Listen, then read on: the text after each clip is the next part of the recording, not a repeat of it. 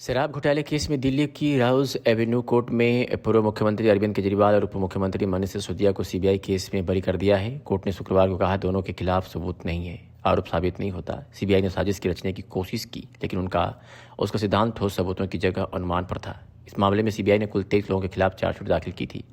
Special जज जितेंद्र सिंह ने सभी के खिलाफ आरोप तय करने से इनकार करते हुए सभी को बरी कर दिया है।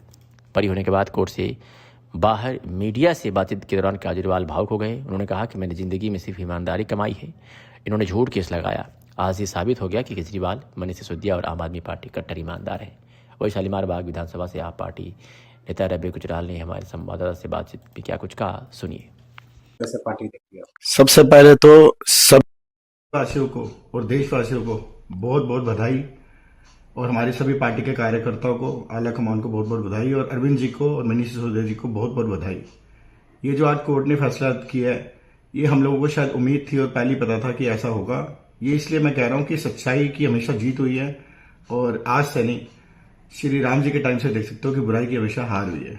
हमें न्यायपालिका पर हमेशा विश्वास था, और केजरीवाल जी की रिहाई, हमें खाली उनकी रिहाई को तरफ नहीं देखना चाहिए। उनकी रिहाई से ज्यादा ये एक उम्मीद, जो केजरीवाल जी एक उम्मीद है, उस उम्मीद की रिहाई है। हम सब कार्यकर्ता पूरे जोश में हैं, आगे पब्लिक के अंदर जाके, और जो शिक्षा, स्वास्थ्य और भ्रष्टाचार के खिलाफ हमने जो आंदोलन खड़ा किया था, उसको और मजबूती से, नया उत्साह के साथ लेके जाएंगे। केजरीवाल जी की रिहाई इस बात का सबूत है कि लड़ाई लंबी जरूर होती है, लेकिन लड़ाई सच्चाई की जीत होती है आखिरी में। उस लड़ाई के अंदर उसमें डरना नहीं चाहिए। 177 दिन, 177 डेज इन्होंने केजरीवाल जी को जेल के अंदर रखा। 561 दिन इन्होंने मनीष सिसोदिया को जेल में रखा। वो डरे नहीं, शेर की तरह वापस आए, और अब बब्बर शेर की तरह लड़ेंगे। ये आप याद रखना। केजरीवाल जी के साथ हम पूरी पार्टी खड़े हैं। कितने लोग भी पार्टी छोड़ के चले गए, लोग कहते थे ऐसा होगा वैसा होगा।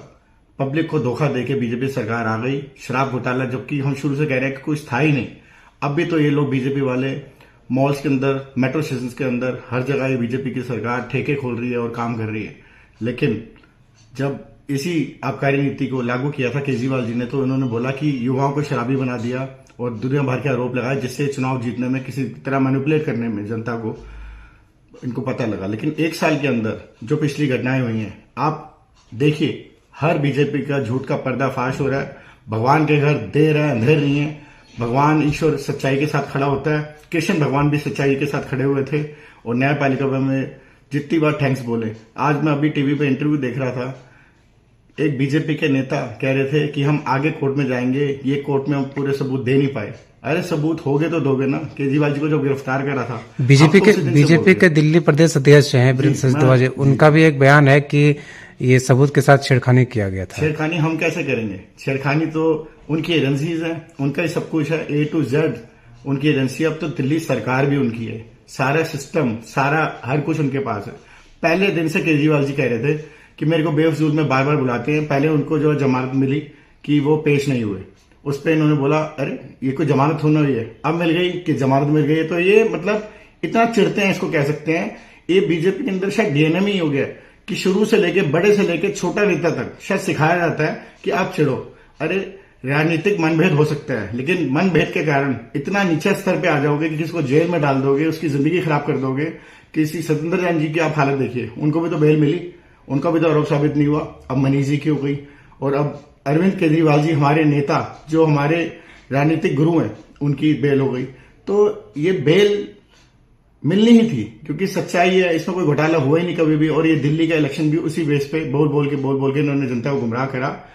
अब ये देख लो बीजेपी वालों, अगला शर्त तुम्हारा क्या होगा, क्या तुम जीतोगे और क्या झूठ बोल के कितना आगे जाओगे। दिल्ली में सरकार बनने के बाद जो है विपक्ष नहीं था, तो क्या आपका लग रहा विपक्ष की भूमिका निभाएंगे? आतिशी जी को अभी विपक्ष की नेता है, और केजरीवाल जी को ये लोग जो कहते हैं पंजाब गए, अरे वो पॉलिटिकल लीडर है, नेशनल लीडर है, हमारे नेशनल लीडर है, हमारी राष्ट्रीय पार्टी है। वो कभी गुजरात जाते हैं, कभी पंजाब जाते हैं, कभी दिल्ली जाते हैं। दिल्ली में अक्सर वो यहाँ पे रहते हैं। अभी बंगला भी उनको अलॉट हुआ था, वो भी हमें कोर्ट से लेना पड़ा। उनका जो है बंगला भी, आपने न्यूज में, अखबार में हमने पढ़ा कि वो कोर्ट से लेना पड़ा।